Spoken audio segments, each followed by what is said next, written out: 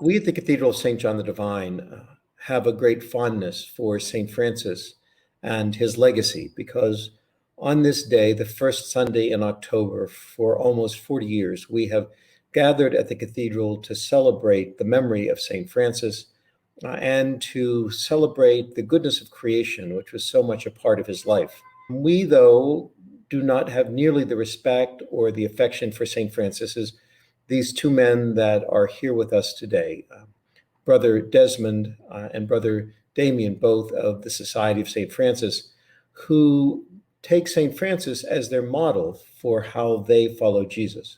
We are very, very lucky that they are here to speak to us today. And the first thing I notice, brothers, is that there you are, very close to one another without masks on. So I wonder if you could talk to us a bit about why it is that you're so physically close and you're not wearing masks. You are currently actually in our home. We are part of a vowed religious order that is in the old tradition of a community, an intentional community. We do share the same residence. We live together. As brothers, we've been in the same household through the whole pandemic. We are still very cautious when we're in the main church here at St. Mary's or out on the streets. We are very much in favor of all the appropriate precautions. We recently posted a photo of our St. Francis statue wearing a mask and saying, "Not today, brother virus." There's a third Franciscan brother, so we're a community of three. We're also, in a sense, part of a wider community, especially in the building. There are other clergy who live on site, or clergy who live on site, and so actually we share in them with the daily Eucharist, which is public and with appropriate precautions, masks and social distancing, but also evening prayer when it's just us, so we can be more relaxed. The Church of St. Mary the Virgin, for those who haven't been here, is literally half a block off of Times Square. We're very happy to be invited by the clergy and the board of St. Mary's to take up residence here just a little over 2 years ago now. Brother Thomas and myself, who's not able to be with us today, came here 2 years ago to begin our ministry, and Brother Desmond has just joined us actually just a couple of months ago. I'm here actually in a rather strange time discovering what the brothers do, but one thing I know they've taken the lead in is the outreach, of particular clothing outreach to homeless folk and people who need that. Both brothers have had a major role in coordinating that. They take part in other aspects of parish life. We take part in other aspects. Some teaching in leading Bible study and some other areas like that. We share in liturgical duties, serving at the altar, as cantors in services, although we're largely without singing at the moment, obviously, as most places are. We pray our morning prayers here in the friary, and then our midday and evening prayers together with the parish. What is it to be a Franciscan? And in particular, what is it to be a Franciscan today? I think one of the things certainly is about engagement in the wider world. Often I talk about the fact that we're not monks. We look exactly like the Christmas card image of the monk. St. Francis himself in the 13th century, he could have chosen that option. He simply wanted to joyfully set out and live the gospel, taking some rather radical steps in his life on his own. Then others came to join him, and he discovered he had brothers. In his testament, he refers to "when the Lord gave me brothers." So one of the differences, you're hearing my English accent, a very important value for the monks is stability. And we almost have a value of instability, to be radically available. I've lived in many places within the United Kingdom as a brother, and now in the last 4 years I've already lived in 2 places in the United States. But also very much wanting to connect with those who live a poverty and a marginalisation that they don't choose. Those who are familiar with the Society of St. Francis, particularly in the Diocese of New York and the Diocese of Long Island, are often familiar with us because of our long presence at Little Portion Friary. That was far more of a monastic type of existence for us, and a retreat house. Another concept that will be very familiar to many Episcopalians is that of the via media, the middle way. There are religious communities like the Benedictines that are largely focused on the contemplative life, the life of prayer and meditation within the walls of the monastery. There are other intentional communities, the easiest example being the Jesuits, whose life is focused entirely outside the walls. It is entirely one of service, whether it be in teaching or in any particular ministry. What Franciscans have always tried to do is to blend those two, the life of contemplative prayer and meditation with the life of active service in the world. Which goes right back to Francis and the early brothers. Francis felt torn between the life of prayer and contemplation and the life of service in the world. And so throughout the history of the Franciscan orders, there's been that tension. Let's talk about St. Francis. Most people think of St. Francis as a man in brown robes, exactly like the ones you're wearing, who sits on the edge of a bird bath and is very fond of woodland creatures. Is that what you think of when you think of St. Francis, since you take him as your model in the Christian life? I think that would be a very small part of it, and it's an attractive part. I think what you do see that's true in Francis is someone who was passionate throughout his life, passionate for many different things, and he found some of his passions redirected in a path that gave him greater fulfillment. Francis was, while not among the nobility, he was also not among the poor. He had resources that he would inherit. He had a business to step into. He was known in his community as a leader of the revels. He was a bit of a playboy, as it were. He began to question a lot of that in connection with some of his experiences in battle. And after returning to Assisi, was taken ill for quite some time. And it was around that time that he began to really evaluate what was important to him in his life. As he looked back on it at the end of his life, Des has already mentioned the Testament of St. Francis. And it begins with him recounting what he clearly identified as the pivotal moment in his conversion. Prior to his conversion, or as he would have said, while he was in the world, he found lepers to be an absolute horror. Lepers were, just as they were in the biblical days, ostracized from culture. They were required to live outside of the city, they were viewed as unclean, and they were assiduously avoided. But according to his testament, he knew that God began work in his life when suddenly he felt called not to avoid these people, but to go among them. And he recounts how God took him among the lepers, and in his words, "What had been bitter to me was now sweet." And he began ministering to the lepers, showing them compassion, and in it found God's compassion for him.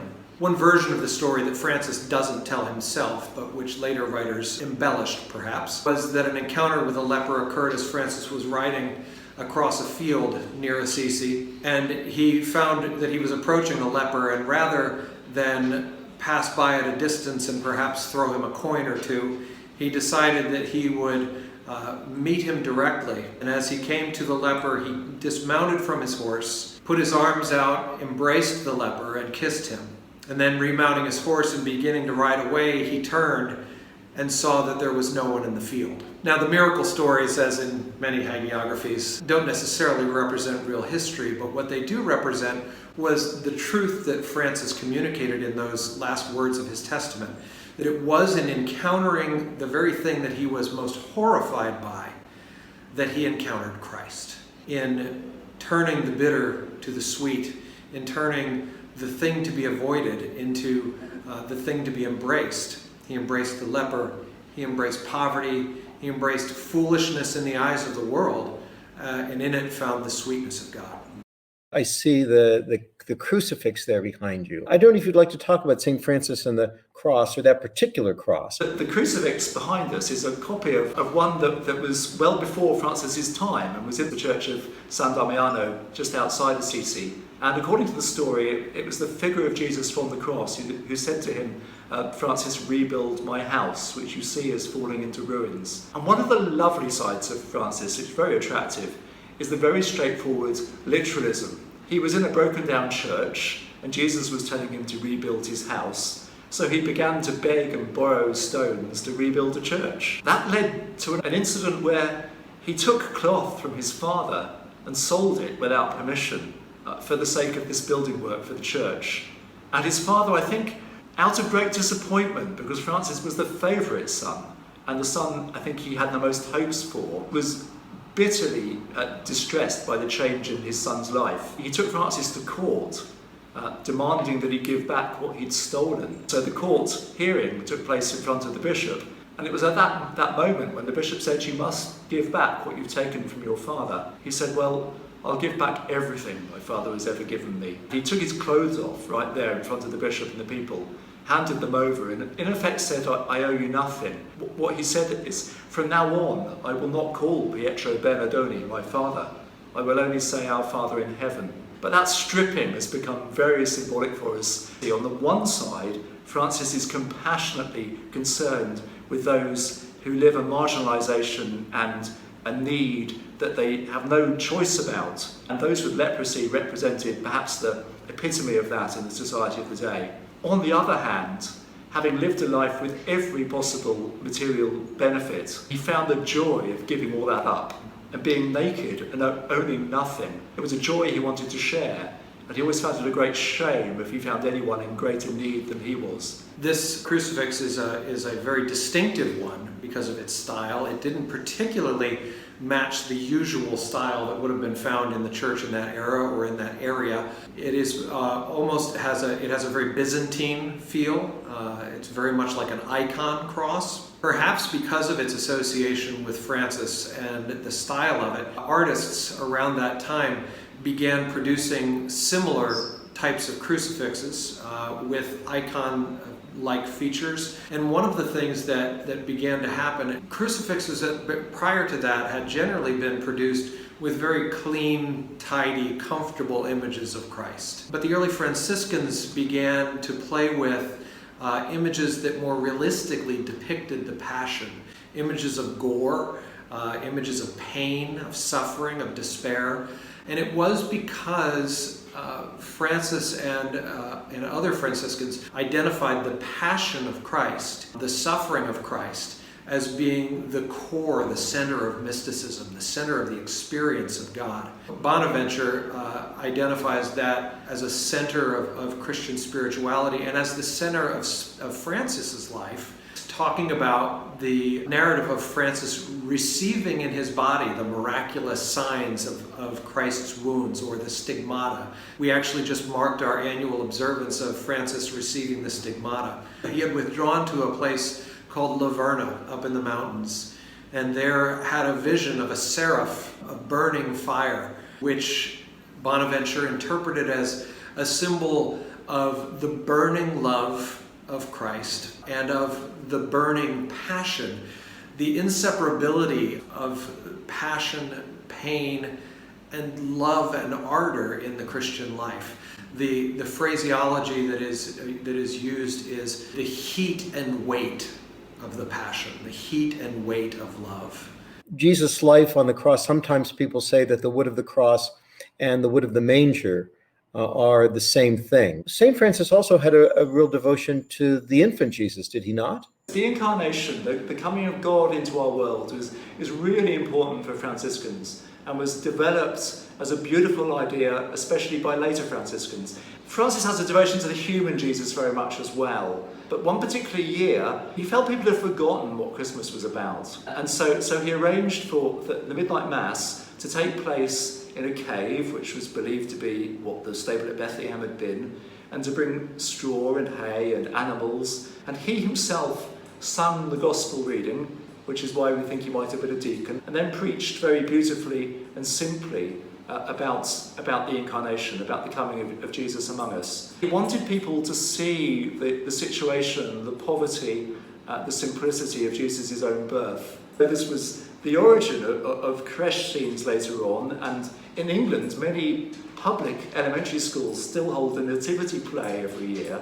There was no child, no model of a child, because after all, they were celebrating the Eucharist. Jesus would be present with them anyway. But an onlooker saw a child asleep, and as Francis preaches, he wakes up. The hagiographer of Francis says that this is what happened. Jesus was asleep in people's hearts, but through the actions that night, he woke up again.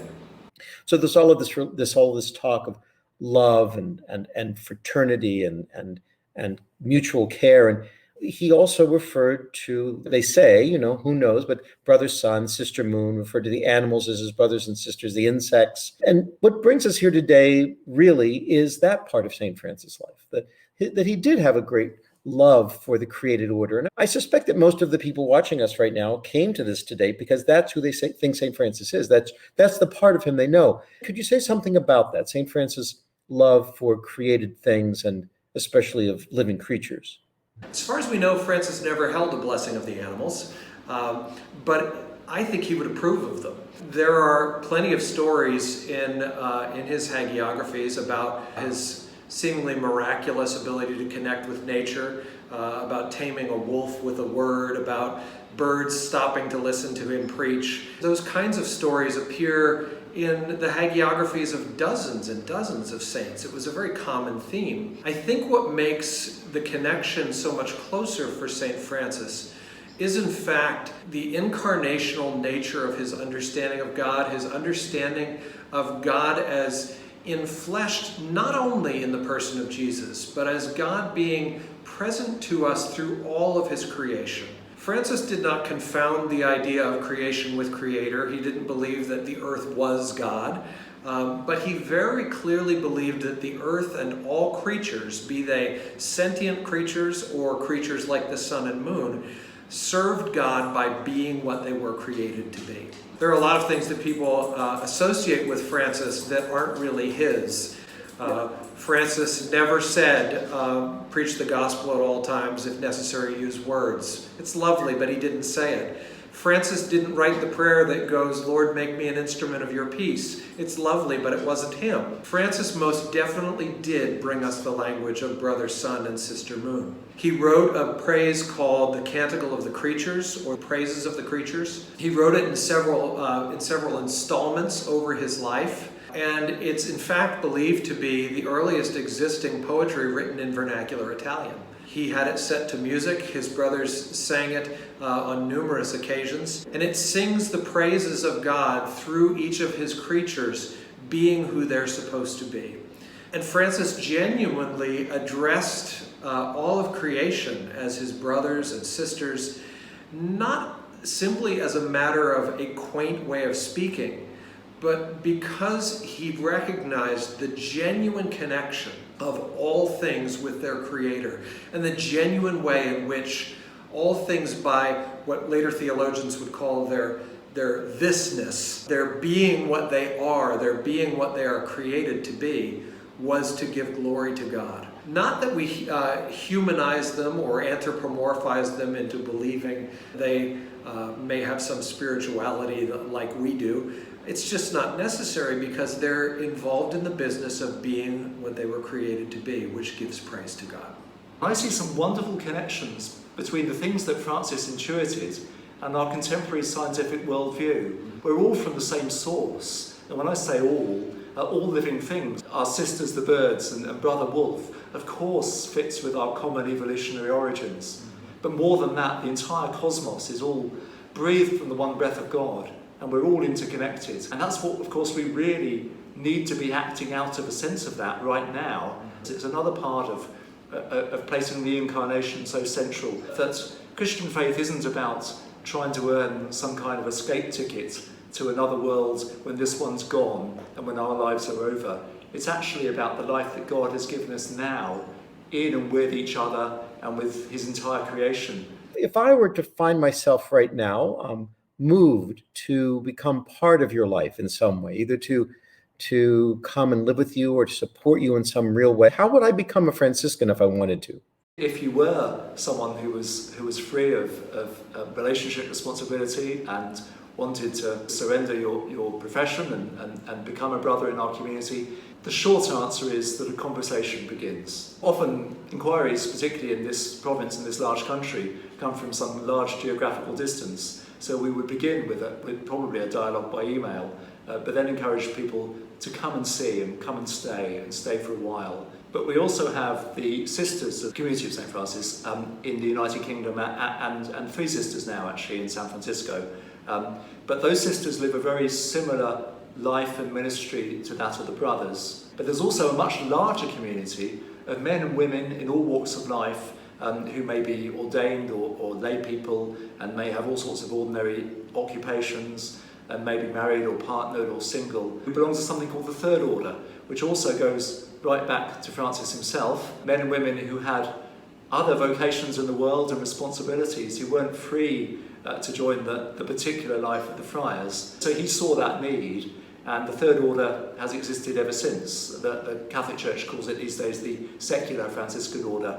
We still use the slightly, I think, more traditional language of a third order. Desmond used exactly the right word, I think. It begins in a conversation. What I would like to say about that is that it begins in a conversation that really I would want to invite everyone who's listening to have. It's a conversation not necessarily with us, particularly as this expression of Franciscanism, but it begins as a conversation with God, a conversation with Francis, with his writings, the writings of the Franciscans in history, those who are writing today. It begins as a conversation with nature. It begins as a conversation with others who are identified as Franciscans. And the third order is an option for so many that might not be well suited to living in intentional community. The idea that we try to emphasize so strongly is that we're not living in any way a higher form of Christianity. We're not more holy or more special. God doesn't love us more, and we don't love God more.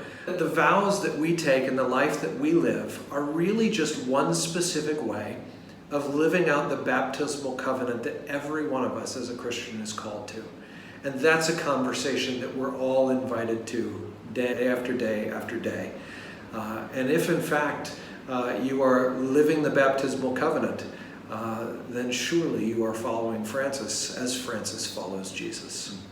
Brother Desmond and Brother Damian of the Society of St. Francis, we are so grateful for the time we've had with you today. You have brought a dimension to our St. Francis Day celebration that makes it really complete and gives us a much fuller notion of who your founder really was. So a good St. Francis Day to you. And as Franciscans are fond of saying, peace and all good things. And peace and all good things to you, brothers. Thank you.